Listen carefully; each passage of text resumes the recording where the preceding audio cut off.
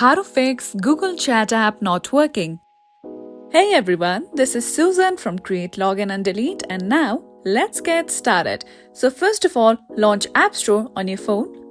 Now go to the search bar and search for Google Chat. Okay, here we go. Now tap on the application.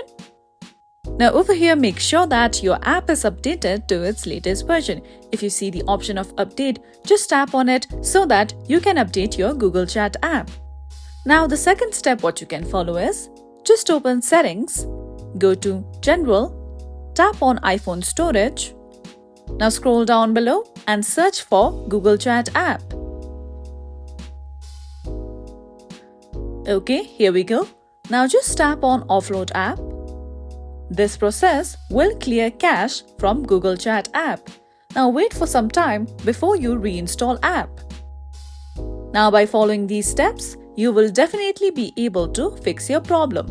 And that's all for today. If you found this video helpful, don't forget to like and subscribe.